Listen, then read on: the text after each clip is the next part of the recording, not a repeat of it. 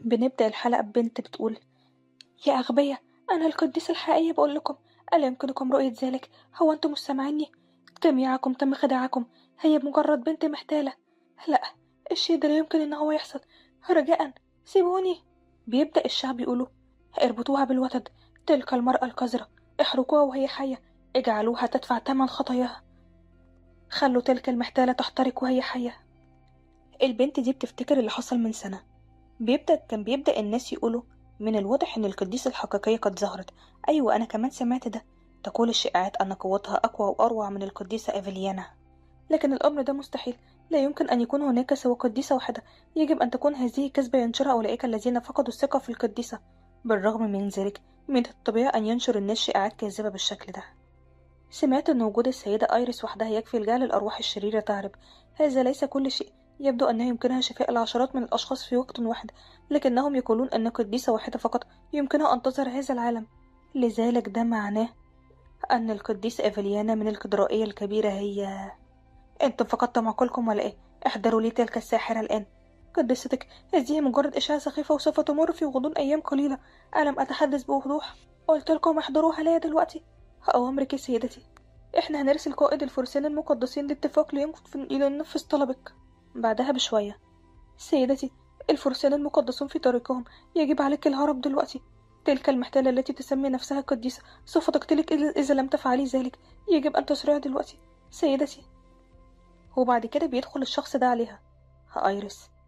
سيد لطفون، مرحبا بك. هل تمانع أن انتظرت قليلا؟ أحتاج إلى لحظة إنهاء علاج هذا الصبي. طيب، تمام. وبعد كده بالفعل بتبدأ إن هي تعالجه بقوتها المقدسة. بيتضح فعلا إن البنت دي هي القديسة. إيه ده؟ أنا مش مصدق الشيء ده. يجب أن تكون هذه هي القوة المقدسة للقديسة. أيها السادة الطيبون، لقد رأيتم ذلك أيضا، مش كده ولا إيه؟ السيدة آيريس هي القديسة الحقيقية. هي عالجتنا جميعا. رجاء، كل شيء على ما يرام. سوف نلتقي مرة أخرى أوعدك. لا، ما تذهبيش يا سيدة آيريس، لا تذهبي بعيدا. سيدتي استني. دعيني أرى وجهك. وبعدها بشوية بتقوم بصفع البنت دي بكل قوتها. دي طبعا بتكون القديسة المزيفة. قدستك، انتي بتعملي ايه بالظبط؟ كيف تجرؤين على التظاهر بأنك القديسة الحقيقية؟ انتي هتدفعي ثمنا باهظا مقابل ما قمت به. قدستك، هل اعتقدتي أنك سوف تستخدمين السحر الوثني ثم تهربين؟ أوعدك إن أنا هقطع رأسك. وطبعا ده بطل القصة لطفان، واللي مش بيكون عاجبه اللي بيحصل ده.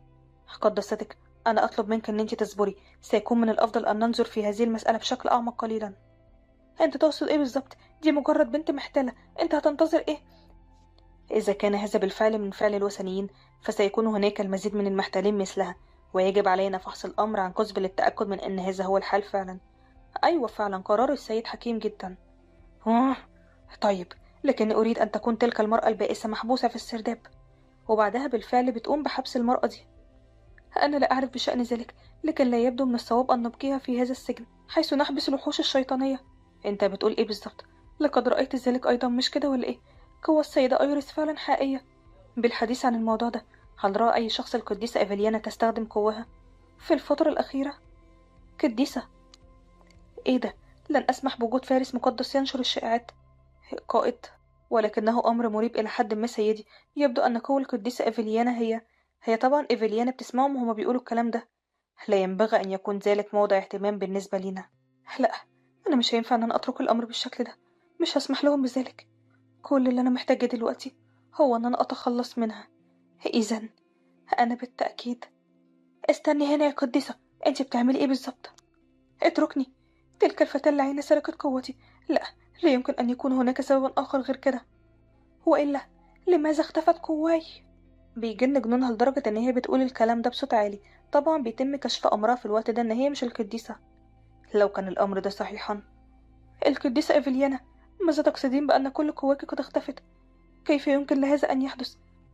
إيه ده؟ كم من الوقت هي أخفت الشيء ده؟ اقبضوا على تلك المرأة حالا. لقد هربت بالفعل من القطرائية الكبيرة.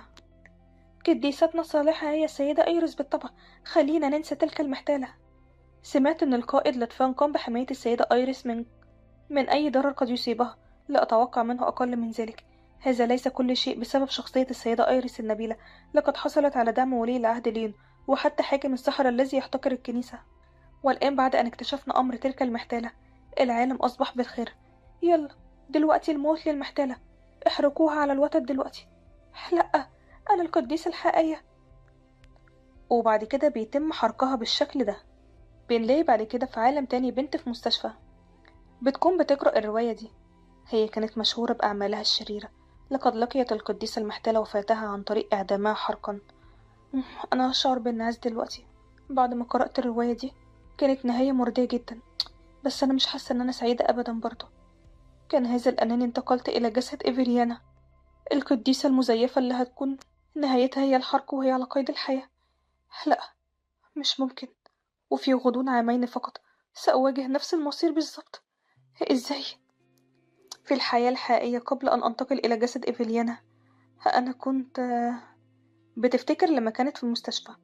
عذرا، لا يمكنني القيام بذلك هذا الأسبوع أيضا، لكنك ستكونين بخير مش كده ولا إيه؟ مرة تانية، هو أنا مجرد عبء على أمي وأبي ولا إيه؟ لأ، ما تفكريش بالطريقة دي. لقد تم إدخالي إلى المستشفى لفترة طويلة، من المحتمل أنهم مشغولون بتغطية نفقاتهم بالإضافة إلى فواتير المستشفى. لا، مفيش مشكلة يا بابا وماما، أنا بتفهم الشيء ده. وبعد كده بتكلم صديقها. أهلا جيون، هو أنت لسه مشغول؟ أيوة، اختبارات نصف العام قادمة. أنت لا تزالين في المستشفى مش كده؟ حظا سعيدا في اختباراتك القادمة. يجب أن تأتي لزيارتي عندما تكون متفرغا. طيب خلينا نتسكع معا عندما تتحسنين. أنا لم أطلب أبدا أن أنا أصاب بالمرض ده. من المؤسف أن يكون هذا هو حالي، لكن الشعور بالوحدة والعزلة بيزيد الأمر سوءا. يبدو الأمر كما لو أن الجميع قد نسوا أنني موجودة بالفعل. أيتها الطبيبة، لا أحد يأتي لزيارتي. أنا المفروض أن أنا أعمل إيه دلوقتي؟ ربما القراءة سوف تساعدك. إيه؟ القراءة؟ الطبيبة دي أعارتني بعضا من كتبها، وسرعان ما انغمست فيهم تماما. ربما كنت عالقة في سرير المستشفى في حياتي السابقة مع عدم وجود أي أحد بجانبي، لكن الكتب التي قرأتها نقلتني إلى عالم مثير من الخيال والسحر. أوه، واضح أننا غفوت مرة تانية. لم أرى هذا الكتاب من قبل. هل تركته لي الطبيبة بينما كنت نائمة؟ أنا أرى هذا المجلد التاني، لكن بالرغم من ذلك ماذا حدث للأول؟ ما يهمش، كده كده هقرأه. تماما كما يوحى العنوان، كان الكتاب يدور حول فتاة تدعى آيريس. يبدأ المجلد الثاني بإدراك آيريس أنها تمتلك قوة سحرية، ودي بتكون القوة المقدسة للقديسة، بينما تختفي قوة إيفيليانا القديسة الموجودة داخل الكاتدرائية الكبيرة. بعد شهورها بعدم الأمان بعد فقدان قوتها، تبحث إيفيليانا عن الراحة من خلال عيش حياة الفساد. تسحب الرجال المشكوك فيهم إلى غرفتها، وتطرد المسؤولين الدينيين الذين يتمتعون بالأخلاق والأمانة. ومن ناحية أخرى تستخدم آيريس قوتها لمساعدة المحتاجين وتصادق الأبطال الذكور الثلاثة. أتساءل مع من سينتهي به الأمر. ينتهي المجلد الثاني مع إيفيليانا القديسة المحتالة والتي تم إعدامها حرقا. أستطيع أن أخمن عن ماذا سيكون المجلد الثالث. من المحتمل أن يحاول كل بطل من الذكور الثلاثة الفوز بقلب آيريس. أنا متعبة جدا. إنها المريضة في غرفة 203. هي محتاجة إنعاش قلب دلوقتي. اسرعوا، يلا هتموت. خدوها إلى وحدة العناية المركزة. أنا أنا بفقد الوعي. قديسة إيفيليانا، قديسة إيفيليانا، أنت استيقظتي أخيرا. لقد أظهر لنا أبونا الرحمة، الحمد لله. لقد استعادت قداستها وعيها أخيرا بعد أسبوع كامل. أخبر جميع المسؤولين الآخرين. إيفيليانا؟ إيفيليانا مين؟ إيه ده؟ هكذا انتهى بي الأمر هنا. أنا مش فاهمة هو ليه الأمر ده بيحدث ليه. يجب علي التركيز. يمكنني أن أتذكر الأحداث عن ماضي إيفيليانا. أنا فعلا إيفيليانا التي قرأت عنها في تلك القصة، لكن أنا مكنتش أتوقع أن هي تكون جميلة للدرجة دي. هذه الأذرع والأرجل الطويلة والنحيلة، وعيون وشفاه نابضة بالحياة، وشعرها الذهبي الرائع. ليس هناك جزء منها غير مذهل. لم أحلم أبدا بامتلاك مثل هذا الجسد الرائع والصحي في حياتي الحقيقية. إذا جسد إيفيليانا وذكرياتها، أنا بشعر بيها كلها. لم يكن لديها شريك واحد فقط، لكنها نامت مع العديد من الرجال كما أرادت بغض النظر عما كانوا. لقد أمطرت هؤلاء الرجال بالجواهر والذهب وأي شيء آخر في وسعها أن تقدمه مقابل أن تجرب. ولكن بعد قراءة القصة أعرف ما الذي حدث بعد ذلك. عندما تظهر آيريس القديسة الحقيقية، لا أحد سيساعد إيفيليا. لا، أنا مش بلومهم أبدا. كان لديها مزاج حاد، لا عجب أنهم أحرجوها. إيفيليانا، لقد مت بلا أصدقاء وحيدة، لأنني عانيت من مرض ما لفترة طويلة. لكنك كنت تتمتعين بصحة جيدة، وكما أنك جميلة جدا، وكنت قديسة في الوقت ده. كان لديك كل شيء. أنا مش عارفة أنت ليه عملتي كده في نفسك.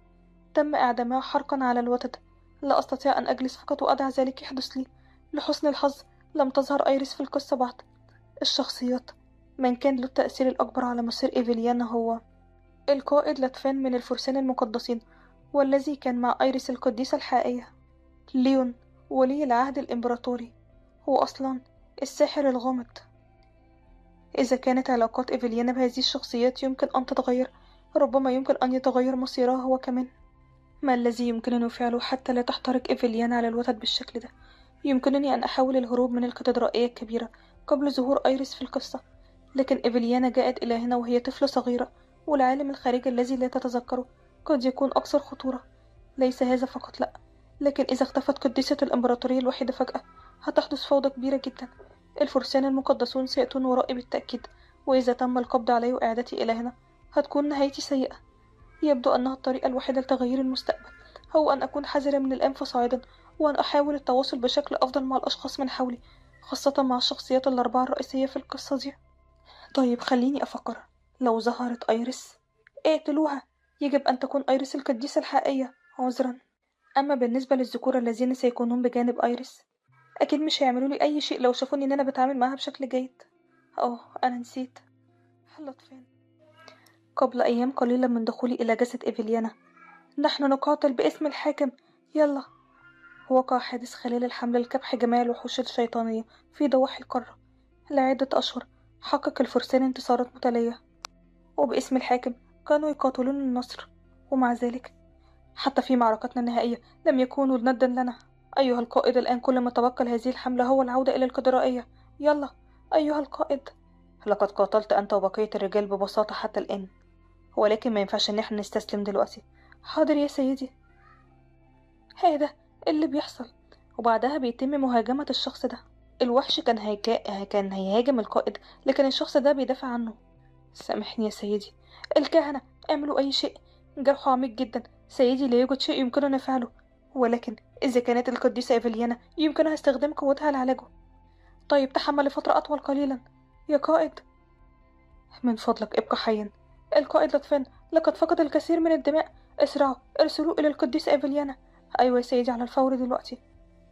سيدي، أنا آسف، لكن لن أتحمل لفترة طويلة جدا. لا، لا يمكنك الاستسلام. سوف تأتي القديسة قريبا لشفاء جروحك. استنى بس، هتيجي دلوقتي. ولكن القديسة مش بتيجي تماما. لكن أنا مش فاهم هي ليه اتأخرت كل ده. قائد لطفان، هل كان هناك نوع من الخلاف بينك وبين القديسة إيفيليانا قبل أن تنطلق لهذه الحملة؟ أيها القائد لطفان، أطلب منك الانسحاب من الحملة القادمة. قدستك، أنا معرفش أنت تقصدي إيه بالظبط. بدونك هنا لن يكون لدي من يحميني. الموجودين هنا مجرد حمقى يسمون أنفسهم فرسانا. مش هقدر أعمل الشيء اللي أنت بتطلبيه مني. أنت تعلمين بالفعل هذه الحملة تتطلب منا القتال ضد أقوى الوحوش في القارة، عشان كده فرساني يحتاجوني. ولكنها في الوقت ده بتكسر الكوباية على دماغه. ازاي تتجرأ؟ كفارس في النظام المقدس واجبك هو ان انت تخدمني انا. هل تريد عصيان اوامري؟ انت سمعتني يا قائد لطفان. اغفري لي، ولكن لابد لي من فعل ذلك. اذا انت شايف كده. طيب، اذهب وحارب في حملتك. انا ممتن جدا لتفهمك قداستك. يجب ان انا اذهب دلوقتي. وبعدها بالفعل بيذهب. اوعدك ان انا هخليك تأتي الي وتأسف بشدة على هذا القرار في يوم من الايام. ايه ده؟ هي قالت الكلام ده فعلا ولا انا متهيألي؟ بالتأكيد هذا لا يمكن ان يكون سبب. إيه اللي حصل بينا في اليوم ده؟ لكن القديسة تخدم الرب ويجب ان تستخدم قوتها من اجل الخير، ومع ذلك فهي ترفض تقديم العلاج للفارس الذي وقع ضحية للسحر الاسود. وسبب هذا هو الضغينة التافهة التي تكنها لي. هل هي ممكن تفكيرها يوصل لكده؟ هقولي هي عايزة ايه بالظبط؟ قداستها تأمرك بأن تأتي إلى غرفتها وأن تنحني لها على إيدك وركبتك. طيب، افتح الباب ده. وبيذهب ليها في الوقت ده بالفعل وبيقوم بالانحناء ليها. في الوقت ده القديسة بتكون بتتسكع مع الرجال زي العاهرة بالظبط. وبالفعل بيقوم بالركوع ليها. هي طبعا بتكون سعيدة جدا بالشيء ده. انت فعلا قائد جيد جدا سيد لطفان. رؤيت أنك تضحي بكبريائك بكل سرور من أجل مرؤوسي منخفض. رجاء، أرجوك انقذي حياته. أيوة طبعا، أنت تزحف هنا مثل الكلب بعد كل شيء. لا يمكنني أن أتغاضى عن هذا الصدق. بتكون فعلا امرأة شريرة جدا. بالكاد نجا الفارس، وبعد ما حدث ولم يعد قادرا على استخدام السيف إلى الأبد، وقد استقال من مجموعة الفرسان ليعود إلى مسقط رأسه في الريف. أنا أعتقد أننا بالفعل انتهى أمري. في القصة كان لطفان رجل يقدر الكرامة والشرف قبل كل شيء. كيف يمكنها أن هي تخجله بالشكل ده؟ هل من الممكن حتى استعادة علاقة إيفليانا بعد ما فعلته؟ قديستك، يطلب الكاهن كاروس رؤيتك. هل أدعه يدخل دلوقتي؟ إيه ده؟ الكاهن كاروس؟ أتذكر أنه من المسؤولين أصحاب الرتب العالية في الكنيسة، ولكن هذا كل ما أعرفه عنه. هل كان ذلك تابعا لإيفليانا، أم أنها كانت تكرهه هو كثيرا لدرجة أنني لا أتذكر الكثير عنه في ذكرياته؟ إذا كان علي أن أعيش كإيفليانا، لا أستطيع أن أبقى مختبئ إلى الأبد بالشكل ده. أيوة، خليه يدخل دلوقتي. مما أستطيع تذكره هو أن إيفليانا لم تكن تفضل كاروس. أتساءل لماذا يريد أن نجتمع على انفراد. كيف كانت ستعامله إيفليانا الحقيقية؟ القديسة إيفليانا المحترمة، أنا كاروس، أرقى أمامك خادم متواضع. أنت عايز إيه بالظبط؟ أنا هتصرف بتغطر زي ما كانت بتعمل. لقد أخبرتكم جميعا أنني لا أريد أن يتم إزعاجي. هل كان ذلك غير واضح ولا إيه؟ بتقول في نفسها، هو بلا مبالاة قدر الإمكان، كما لو أن وجوده يزعجني. أتفهم أنك لست في أفضل حالاتك المعنوية، فقد كنت محتجزة في غرفتك لفترة طويلة، ومع ذلك يجب أن أعرف كلمتك الأخيرة فيما يتعلق بموكب العبادة. موكب العبادة؟ أنا ما عنديش أي فكرة هو بيتكلم عن إيه. أيوة صحيح، الحدث الأعظم الذي تعقده الكاتدرائية العليا كل عام. إنها أيضا الفرصة الوحيدة للمدنيين لرؤية القديسة شخصيا، لكن إيفليانا فشلت في المشاركة في الموقف في القصة. قدستك، الموقف على وشك إن هو يبدأ. أرجوكي اتركاني، أنا لست بخير، عشان كده توقف عن مضايقتي. قدستك، بتقول في نفسها، ثواني بس. لكن كلمتي الأخيرة حول ماذا؟ واضح أنني لا أتذكر أي شيء على الإطلاق. فكرني كده، أنت كنت طلبت مني إيه؟ قدستك، ربما ستتذكرين الطلب الخاص الذي قدمته، طلب تعيينك لي كرئيس للموقف بدلا من رئيسة الكهنة دالين التي أصبحت مطوعكة. لقد أصيبت رئيسة الكهنة دايلين بالمرض بسبب تقدمها في السن، ويبدو أن جميع مسؤولي الكنيسة الآخرين رفيعي المستوى يتقاتلون ليحل محلها. حسنا، لكني لا أعرف شيئا حول هذا الرجل. لماذا يراودني شعور بأنه لا ينبغي أبدا وضعه في منصب بالشكل ده؟ لا أستطيع أن أحدد لأنني لم أتخذ قرار بشأن هذه المسألة، لذلك يمكنك أن تغادر الآن. إيه؟ أنت بتقولي إيه؟ قدستك، هذا ليس ما وعدتني به. هل غيرت رأيك فجأة لأنك كنت غير راضية عن الرجال الذين تم إرسالهم إليك؟ لم يتم إرسال سوى الشباب الأكثر شغفا وقوة إلى غرفتك. كان لدي سبب لاعتقاد بأنك مسرورة باختياري. إذا لم يكن اثنان كافيا، فسأكون سعيدا بإرسال المزيد مما ترغبين فيه. بتقول في نفسها، هؤلاء الرجال تم إرسالهم بواسطة كاروس. كيف يمكن أن يدعو نفسه خادما للرب بعد اللي هو عمله ده؟ لم يعد لدي حاجة لهؤلاء الرجال بعد الآن. لا يجوز ليك السماح لهم بالدخول إلى الكاتدرائية العليا مرة تانية. أنت فاهم؟ قدستك، أنا هبذل كل جهدي عشان أرضيك. اخرج دلوقتي. يا ربي، أنا هقلق أكثر بشأن ذلك لاحقا. الموقف هو ما يهم دلوقتي. لم تكن إيفليانا متعاونة على الإطلاق، لذلك أنا متأكدة من أنهم لم يحرزوا أي تقدم في الاستعدادات. ليس هذا فقط، لأ، بل كانت أيضا فاقدة للوعي لمدة أسبوع كامل. أكبر سبب جعل الكنيسة تفقد ثقتها بها كان فشلها في حضور هذه الموكب. نحن هنا لتقديم خدماتنا لك قداستك. من هذا اليوم فصاعدا، التحضير لموكب العبادة يجب أن يكون له الأولوية على أعمالي. تابعه على الفور ما يجب القيام به. وللسبب ده يجب أن أتأكد من أن هذه المهمة تسير بسلاسة بأي ثمن ممكن. الأعمال الورقية، الكثير من الأعمال، والكثير بالفعل من الملابس. يجب أن أرتدي كل الملابس دي. من فضلك اغفري لي قداستك. هناك بالتأكيد كمية هائلة من الأمور التي تتطلب موافقتك، ولكن بسبب كل التأخيرات السابقة أخشى أنه لا يوجد خيار آخر. أيوة، أنا بتفهم ذلك. قداستك، نود أيضا أن نستفسر بكل تواضع عما إذا كنت تنوين مراجعة مسار الموكب. بتقول في نفسها، إيه ده؟ هما بيترعشوا من الخوف كده ليه؟ أيوة طبعا، خدوا الطريق من فضلكم. يجب علي الدخول من خلال الساحة الرئيسية في بداية الموكب. واو، لقد بدأت حقا في فهم أهمية وجود قديسة هنا بهذا الشكل. لكن أولا سأقف على الشرفة بالشكل ده. واو، رائع جدا. مكان ضخم. قريبا ستمتلئ الساحة بأكملها بالأشخاص الموجودين هنا لرؤية القديسة. إيه ده؟ مين ده؟ مين الشخص اللي واقف هناك ده؟ ها ده بيكون هذا لم يكن مقصود قدستك. أيوة، نحن على مسافة بعيدة جدا. ربما لم يتعرف السيد لطفان على من تكونين. ايه ده؟ لطفان؟ إذا الرجل ده يكون لطفان. يبدو مختلفا عن ذاكرة إيفيليانا وما قرأته في القصة. ربما لأنني بدأت أشعر بالذنب، فبدأ قلبي ينبض بسرعة كبيرة جدا. أعتقد أن أنا خايفة جدا. كيف يمكن أن لا يتعرف عليها؟ هذه إهانة قداستها. راقب لسانك، القائد لطفان هو خادم مخلص الكنيسة. بتقول في نفسها. من الواضح أنه لم يكن عن طريق الخطأ. بصراحة لا يمكنني إلقاء اللوم عليه حتى لو جاء إلى هنا مهددا بقتلي. لماذا اضطررت إلى فعل ذلك؟ مش فاهمة ليه اضطرت إيفيليانا إلى إفساد الأمور بشكل سيء جدا. بعد رؤية الكراهية في عيني، لا يمكنني إنكار ذلك. بهذا المعدل سأحترق بالتأكيد على الوتد. لكن أولا، لابد لي من جعل هذه المهمة تنجح مهما حصل. فحياتي تعتمد على ذلك. يا ربي، أنا متعبة جدا. أنا تجولت بالمكان بأكمله. كم مضي من الوقت منذ أن تمكنت من المشي على قدمي. لم تتح لي الفرصة حتى لا أشعر بالإرهاق في حياتي السابقة. أنا ممتنة لأنني قادرة على الشعور بالإرهاق دلوقتي. أنا ما بتمناش أبدا أن أنا أعود إلى حياتي القديمة. أريد أن أستمتع بهذا الجسد على أكمل وجه. أنا عايزة أن أنا أتجول أكتر. إيه ده؟ حراس كتير جدا خارج الباب.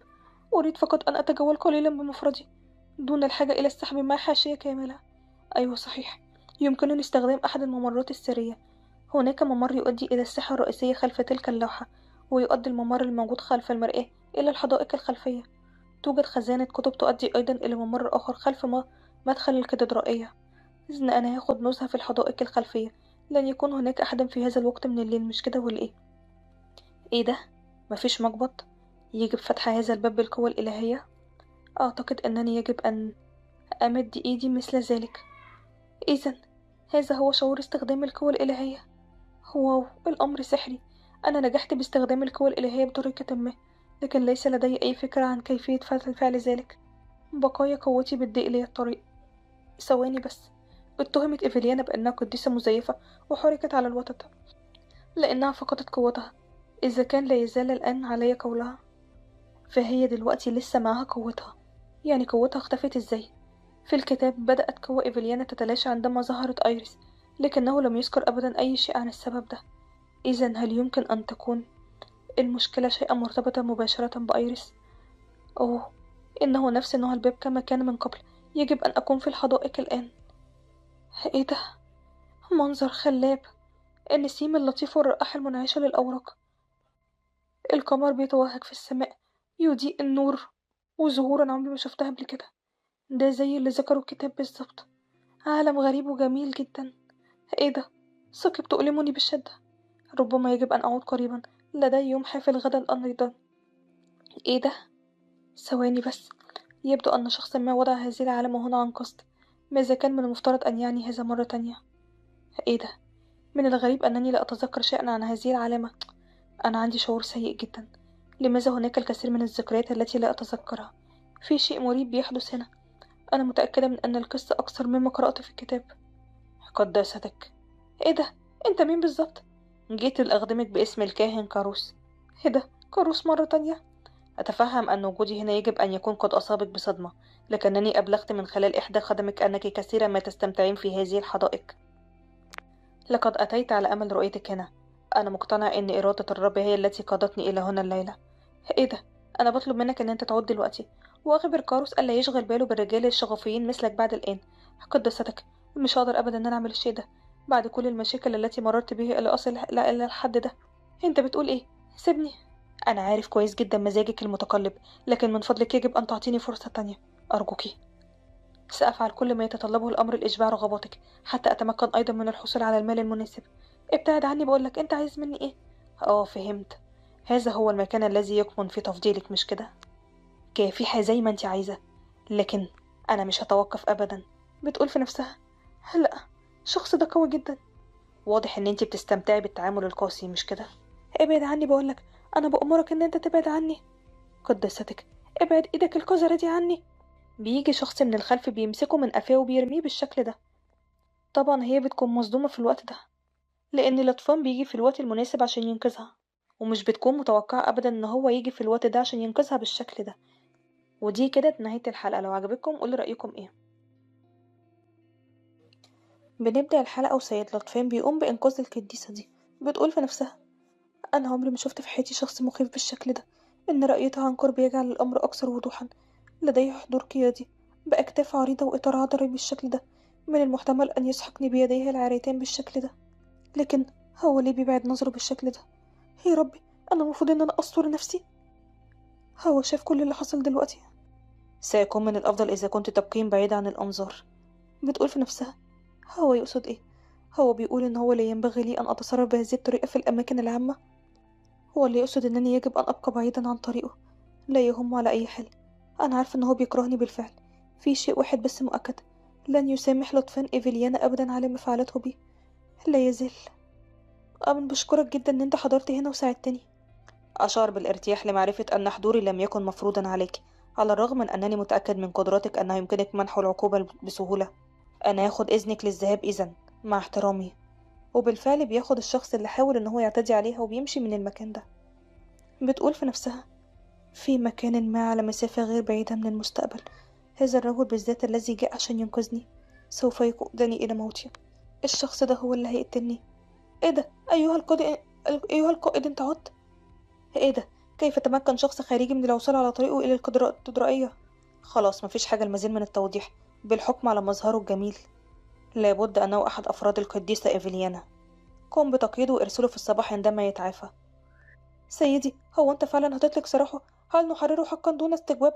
لماذا نحن بحاجة للقيام بذلك؟ لهذا السبب يمكن إعلام العامة من الناس بهذه الحادثة عن طريق ترك سجل ليها. من حق الناس أن يعرفوا الحقيقة بشأن تلك المرأة المجنونة. انتبه للسانك يا سيدل. هل نسيت أنك أقسمت يمين الولاء عندما توليت منصب الفروسية؟ أيوة. طيب، زي ما أنت شايف يا سيدي. خلي عينيك قريبة عنه. حاضر سيدي، أوامرك. بيمشي في طريقه وبيقعد يفكر في اللي حصل، وبعد كده بيذهب إلى مكتبه. إيه ده؟ إيه كل اللي حصل ده؟ لم أرها أبدا تبدو بريئة جدا بالشكل ده، وكأنها شخص تاني خالص. أنا بشكرك جدا إن أنت جيت هنا وساعدتني. ولا تظهر أبدا مثل هذا الامتنان. هل يمكن حقا أن تكون القديسة إيفليانا التي نعرفها؟ يجب أن تتطلب هذه الوثائق مراجعتي.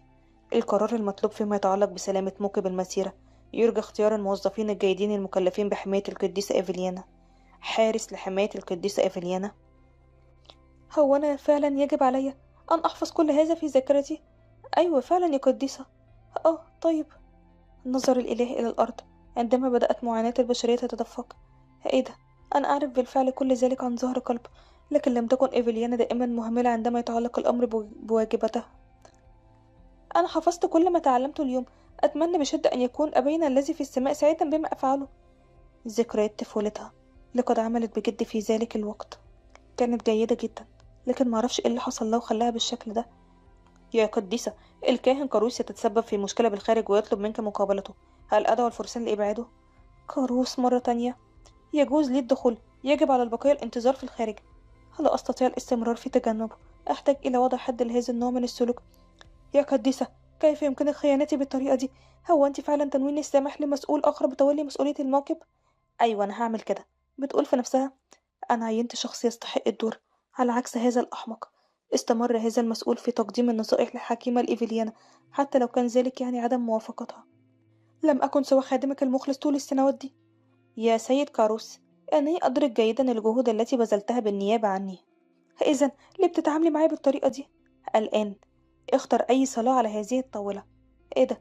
إيه علاقة الصلاة بالشيء اللي إحنا بنقوله ده؟ هل لك أن تتفضل بقراءة السطر الأول؟ نظر الإله إلى الأرض عندما بدأت معاناة البشرية تتدفق. وبعد كده بتسحب منه الورقة. المفروض إن أنت حافظ الصلوات دي، مش كده؟ دلوقتي يلا سمع للبقية. إيه ده؟ كيف يمكنني فعل ذلك عندما أخذت الورقة مني؟ الكاهن كاروس، كل هذه الصلوات ستتلى في موكب العبادة. كيف يمكنني السماح ليك بالإشراف على الموكب عندما لا تعرفهم عن ظهر قلب؟ هو أنت فاكرني غبية؟ لا أستطيع تعيينك رئيسا للموكب، ولكن سوف تتلقى مكافأة وافرة لخدمتك. الأمر ده هيكون غير ضروري أبدا. وبعد كده بيرميلها الورق كله على الأرض وبيمشي. أنت هتندمي بشدة على القرار ده. ضعي علامة على كلامي.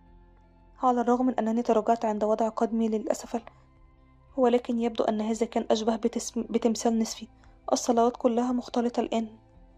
هذه خطة تتعلق بأمن الموكب.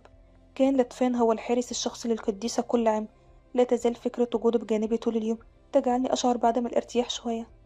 ثواني بس، إيه ده؟ سيتم إعفاء القائد لطفين من واجب الحراسة والإشراف على الأمن العام للموكب. كابتن الفرسان المقدس ليخدم كحارس للقديسة إيفيليانا. إيه ده؟ صحيح، كان يجب أن أنا أتوقع الشيء ده. لا توجد طريقة يريد أن يكون فيها في أي مكان بالقرب من إيفيليانا بعد ما فعلته. وعلى الرغم من ذلك فإن لطفان الذي قرأت عنه في القصة كان سيفي واجبه يعتبر الأمر أمانة طالما بقيت إيفيليانا القديسة. يجب أن يكرهها فعلا، والآن لقد أهمل واجبه على هذا النحو. مهما حاولت جاهدة قد لا يتغير أبدا. هو أنا بالفعل كده تم تحديد مصيري؟ سيبدأ الموكب الذي يستمر اليومين اليوم الآخر. هل حظيت بنوم هادي في الليلة يا قداستك؟ أيوة فعلا، بتقول في نفسها. لا أبدا، لا يبدو الأمر كذلك. أيوة على ما يبدو، بتقول في نفسها. أنا كنت قلقانة جدا ومعرفتش أنام. أتمنى لو كانت هناك طريقة للتخلص من هذا التعب بواسطة سلطتي. يجب ألا تكوني متوترة قداستك، لقد تعاملت مع هذا الأمر لسنوات. أنا متأكد من أنك ستقومي بعمل جيد جدا مع هذا أيضا، والأكثر من ذلك نحن أكثر استعدادا بكثير من العام السابق. بتقول في نفسها. قد يكون الأمر صحيحا بالنسبة لإيفيليانا، لكن ليس بالنسبة لي أبدا. قبل أن أموت لم يكن هناك سوى حفنة من الناس من جاء لزيارتي من أي وقت مضى، وبعدها سوف أنتقل من ذلك الوضع إلى الوقوف أمام عشرات آلاف من الأشخاص. يعد حضور الموكب حلما مدى الحياة بالنسبة لمعظم الناس، حتى الفقراء الذين يعيشون في ضواحي القارة يسافرون على طول الطريق إلى هنا سيرا على الأقدام للحضور. عندما يحين الوقت لتمنح بركاتك للعامة، لابد أن يكون هناك بعض التدافع بينما يتقاتل المتفرجون للوقوف بالقرب منك قدر الإمكان. صحيح، الكائنات الإلهية موجودة بالفعل في هذا العالم. يمكن لقوية أن تهزم الوحوش الشيطانية ويعتمد الناس عليه، ولديهم إيمان كامل بقوة قوتي الإلهية. لقد قطع هؤلاء الأشخاص مسافة طويلة فقط لإلقاء نظرة على من يستهم الموقورة، ولذلك فإن أمنيتي هي أن أقدم لهم بعض الأمل من خلال منحهم بركاتي. إن هذا أقل ما يمكنني القيام به، أن هجعل الأمر ناجح. خلينا دلوقتي نبدأ بالتحضيرات. لقد راجعت جميع الإجراءات مرات عديدة. يبدو أن الأمر مألوفا بالنسبة لي الآن. ليست هناك حاجة لأكون متوترة. بترتدي ملابسها وبتكون جميلة ورائعة جدا. واو سيدتي، انت رائعة جدا. الموكب على وشك ان هو يبدأ، لازم نذهب دلوقتي. انتظروا، اغفروا لي، ولكن لدي بعض الأخبار العاجلة. ماذا يمكن أن يكون الأمر؟ إنه، بتقول في نفسها، يجب أن يكون له علاقة بي. كل شيء على ما يرام. أرجو مواصلة الأمر، تفضل. قداستك، تنتشر إشاعات كاذبة بسرعة بين الناس. يشاع أن قداستها تبحث عن الراحة من العديد من الرجال في غرفتها كل ليلة. تبذير بالكنوز وإهمال واجباتها الإلهية مما يؤدي إلى إثارة غضب الإله. بتقول في نفسها. سمعتي السيئة بالفعل بدأت إن هي تنتشر. اللعنة، أعمل إيه دلوقتي؟ ولكن هذا بالكامل عبارة عن هراء يا سيدتي. بتقول في نفسها. لا أبدا، مش هراء.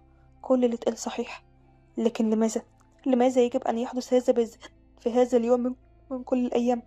قداستك، سيتعين علينا إلغاء الحدث الأكبر الأخير من الموكب. هل تعني بذلك أنني لا أتمكن من إعطاء بركاتي لعامة الشعب؟ أيوة قداستك. بتقول في نفسها. لا، هذا هو الجزء الذي ينتظره الجميع.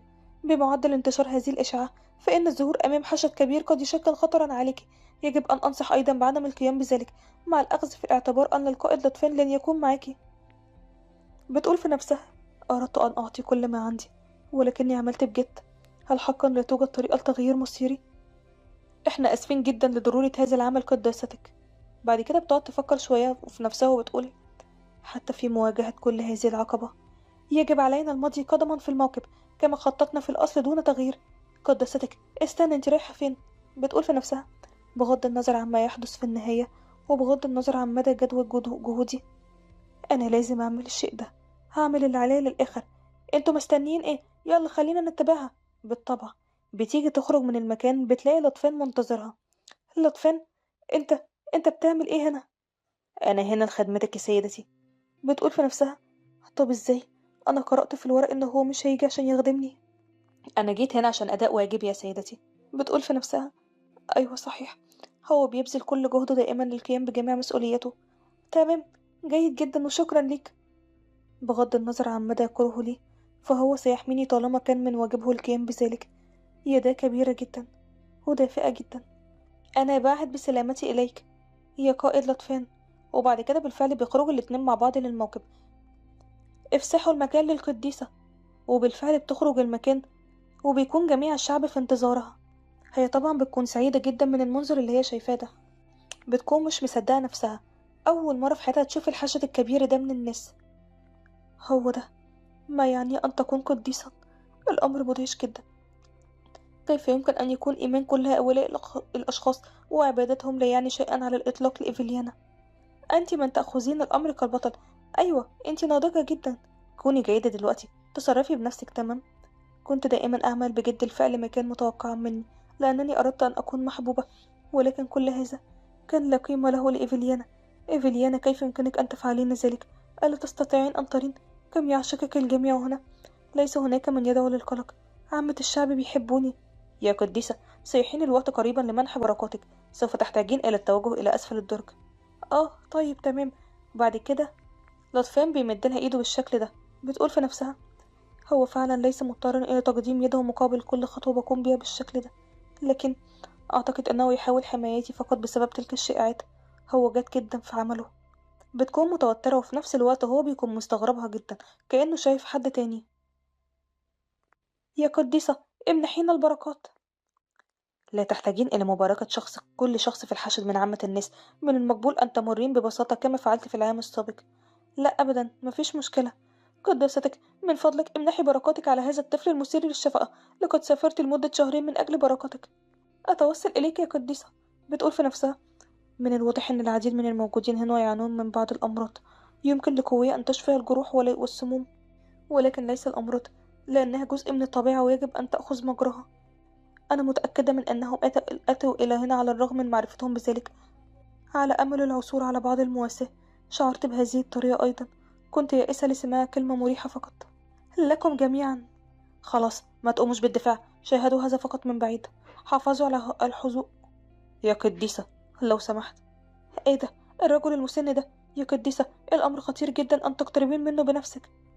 يا سيد لطفين، هل يمكنك سحب هذا الرجل المسن من بين الحشود؟ هو هيموت بالشكل ده. بيستغرب جدا منها. طيب، هعملك اللي انت عايزاه. وبعد كده بيجي في دماغها بعض الذكريات العاهرة القذرة. قداستك، انت كويسة؟ في أي شيء ولا ايه؟ فتوحاتك الليلية ليست سرا بالنسبة لنا. كيف تجرؤين على تدنيس الكنيسة مثل هذه الفاحشة؟ بيبدأ الناس بمهاجمتها بالحجر والكلمات زي ما بيعملوا دلوقتي ده، ولطفان بالفعل دلوقتي بيقوم بحمايتها. اقبضوا على الشخص ده. بتقول في نفسها: لطفان بيحميني دلوقتي. الشائعات كانت صحيحة بعد كل شيء. لقد سمعتها أيضا. من المفترض أن عددا لا يحصى من الرجال باعوا شرفهم مقابل كنوز الكنيسة المقدسة. تغير الجو فجأة. حتى الناس الذين كانوا بجانبي الآن يؤمنون بهذه الشائعات أيضا. أين رجالي؟ بيبدأ الناس يقولوا: الزانية الشريرة، هل تنوين الاختباء وراء الفرسان المقدسين للأبد؟ يجب أن نرافقك إلى الداخل يا قديسة. كنت فاكرة إن كل شيء ماشي على ما يرام، لكن لقد دمر كل شيء تماما كما في القصة. لكن ثم ماذا؟ هل هذا الآن يجعل كل جهودي بلا معنى؟ أنت يجب أن يعود الفرسان أيضا إلى حواسهم. ما معنى هذا؟ اتركوها. إذا لم يكن هناك شيء يمكننا القيام به لتغيير نتيجة الخطة دي. ثم، هل ما زلت ترغب في البركة مني؟ أيوه، أنا لسه عايز البركة. بتقول في نفسها: اللي بيهمني دلوقتي فعلا إن يكون في ناس بتؤمن بيا. وبعد كده الشخص ده بيبدأ إن هو يشيل الحجاب. إيه ده؟ الشخص ده مقزز. إيه الرائحة دي؟ بيكون واضح إن الشخص ده عنده مرض غريب جدا. بتقول في نفسها: في لحظات الضيق والفرح على حد سواء، الإله سيكون معك دائما. أتمنى أن تكون هذه المباركة. كلما كنت في حاجة سوف تجد بجانبك. أعتقد أن المباركات دي ممكن تساعد الرجل ده بطريقة ما. شكرا جدا ليكي. بتتسلم وبتقول: صوته، هو الرجل ده متنكر ولا إيه؟ هو هو إيه اللي بيحصل ده؟ حتى نلتقي مجددا يا قديسة. أنا توقعت الشيء ده من البداية. ربما كانت مجتهدة في الأيام القليلة الماضية، ولكن فات الأوان للتراجع عن أفعالها السابقة. الآن سوف تنتشر هذه الشائعات المروعة في جميع أنحاء القارة. لم تتعرض الكنيسة أبدا لمثل هذا الإذلال في كل التاريخ. يشير الناس بشكل صارخ إلى قديستنا باعتبارها عاهرة الكاتدرائية. هي للعجب، القائد هو المسؤول عن كل شيء. هي طبعا بتكون جالسة وبتسمع كل شيء. هذه الشائعات جعلتنا جميعا في حيرة من أمرنا في النهاية. يجب أن نذهب للاستعداد لموكب الغد على الأقل، مش كده ولا إيه؟ أيوة، خلينا نذهب. كل اللي أنا كنت عايزاه هو القيام بنزهة قصيرة. لم أكن أتوقع أن أسمع كل ده. لماذا يطلقون على إيفيليانا بالعاهرة؟ الكلام ده ملوش أي معنى. لقد دفعت لهؤلاء الرجال لقضاء الليل معها، وليس العكس. أنا المفروض أعمل إيه دلوقتي؟ أنا اتفاجئت فعلا في وقت سابق. لم أكن أتوقع أن يفعل لطفان الشيء ده. حددنا المسؤولين عن الاضطراب وحبسناهم في الأغبية. آه، طيب، تمام. يا قائد لطفان، أنت بتعمل إيه بالظبط؟ أنا آسف جدا يا قديسة، أنا خذلتك. من فضلك امنحيني العقوبة التي أستحقها. أنت بتقول إيه؟ بتقول في نفسها. لقد حصلت انحناء مباشرة في شخص ذو كبرياء. أنا مش هعمل أبدا أي شيء. أنت كنت أنا الشخص الذي طلب منك أن تترك إلى جانبي. عشان كده أنا المخطئة مش أنت أبدا.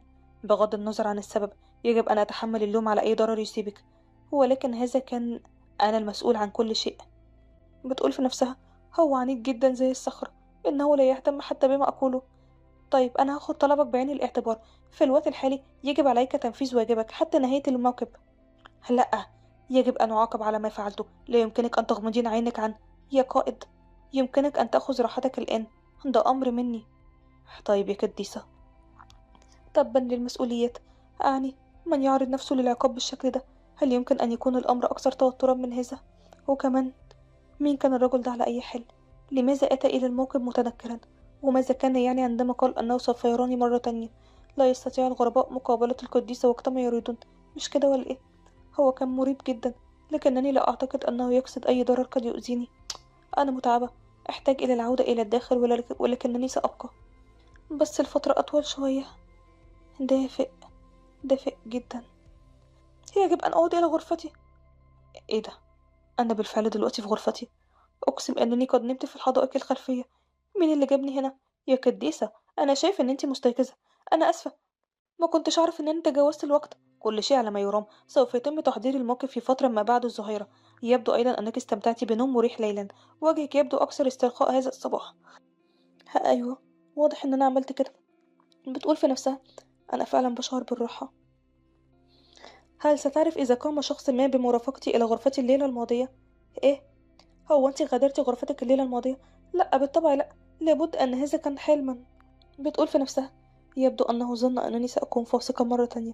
يمكنني أن أقول وأخمن ذلك بالطريقة التي نظر بها إليها. إذا لم يكن أحد يعلم أنني خرجت إلى الخارج، ربما استخدمت الممر السري. لابد أنني كنت منهكة جدا لدرجة أنني لا أستطيع حتى أن أتذكر عودتي إلى غرفتي. يا قديسة، هل تفضل بفحص العروض قبل الموكب؟ سيتعين عليك مقابلة المندوبين من كل مملكة بعد الاحتفال بعد كل شيء. بتقول في نفسها. العروض. طيب، تمام، بالتأكيد.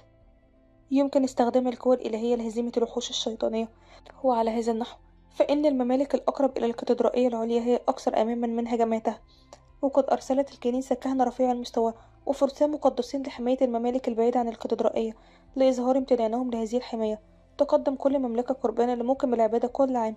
كل ما علي فعله هو إلقاء نظر على العروض وشكر المندوبين لاحقا. مش كده ولا إيه؟ من هذا الطريق يا قديسة. إيه ده؟ الشيء ده. هناك نوعين من العروض التي ترسلها الدول إلى الكاتدرائية العليا. هناك أحكام وأشياء أساسية، مثل الحبوب والنبيذ والفواكه والأعشاب، لأولئك المجتمعين في الموكب. وهناك أيضا عروض مخصصة للقديسة. اعتقدت أنهم قدموا هدايا متواضعة كدليل على إيمانهم، لكن ليس كل هذا. جبال من الجواهر. هذه ليست لإظهار إيمانهم، إنما للقديسة. أي دولة أرسلت قطعة الكمامة هذه كعرض؟ أين المجوهرات؟ لاروس ليست مملكة غنية أبدا، ونسيج بهذا الحجم يمثل استثمار هائل جدا للوقت والتفاني. يعني الأمر كان كده؟ أنا مش مهتمة أبدا. قداستك، أنت بتعملي إيه؟ وبعد كده بتقوم بإشعال الخامات اللي جات لها دي؟ لأ. على الأقل يصنع حطب جيد. لاروس، هل كانت كذلك؟ لن يتلقوا بعد الآن حماية الفرسان المقدسين. يا ربي، إيفليانا، إزاي تعمل الشيء ده؟ يا قديسة، هذا هو العرض الذي تم إرساله هذا العام. لابد أن الأمر كلف ثروة كبيرة جدا. بتفتكر لما قالوا لها لاروس ليست مملكة غنية لن يحصلوا بعد الآن على حماية الفرسان المقدسين؟ هذا بمثابة البكاء طلبا للمساعدة. إيفليانا، كيف يمكنك أن تفعلين مثل هذه الأشياء؟ قم بإعادة إرسال هذا العرض إليهم.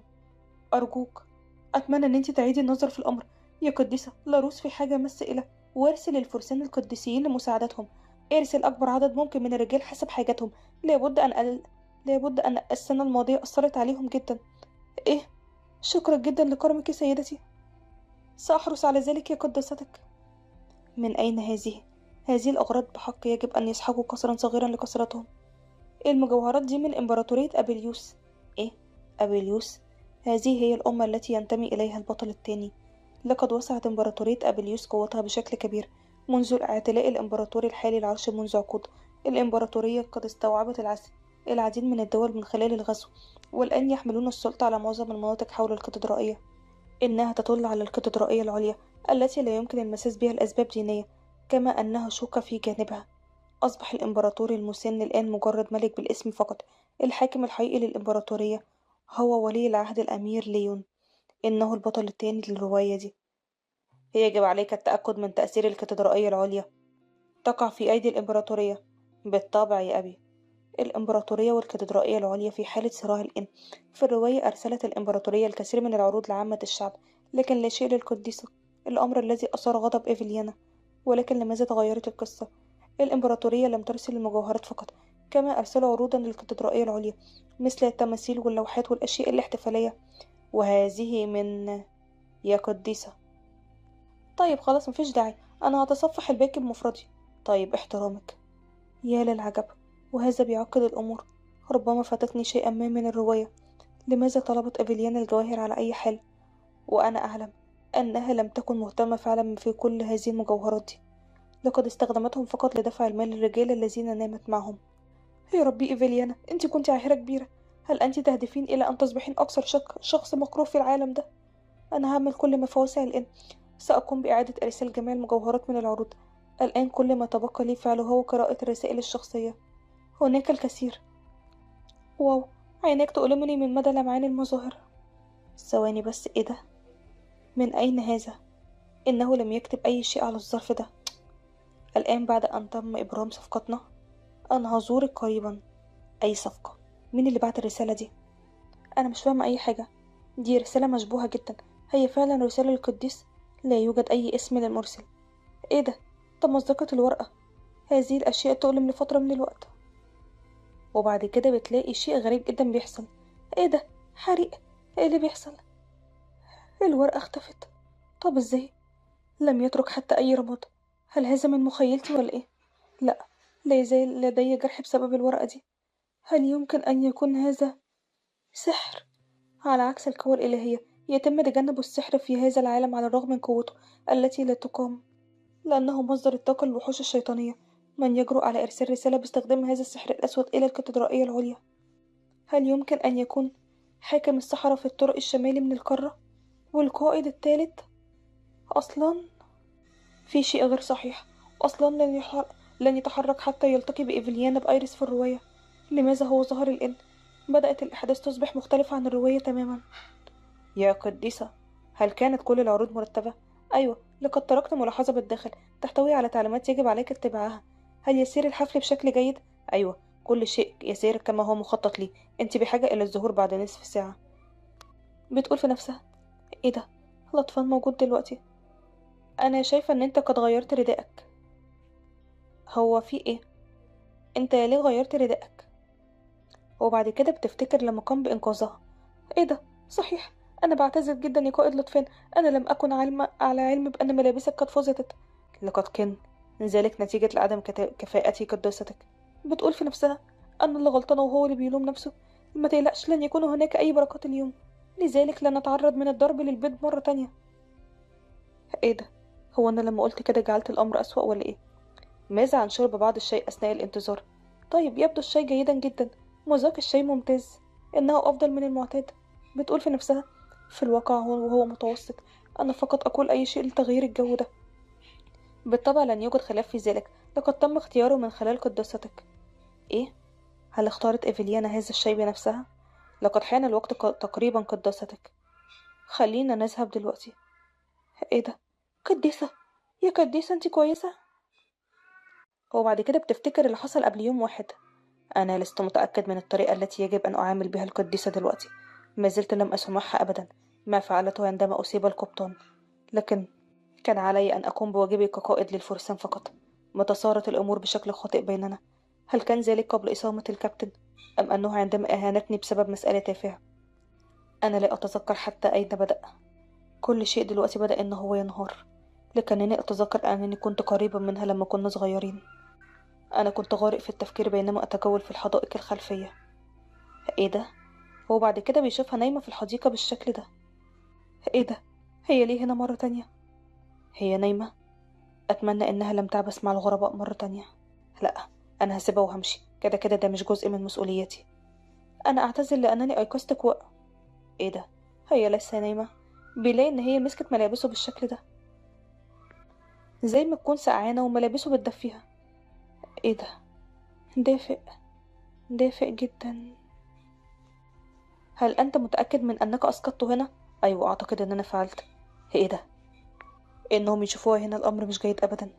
لو حد شافها في الحالة دي كده كانت نهاية الحلقة. لو عجبتكم قولوا رأيكم إيه.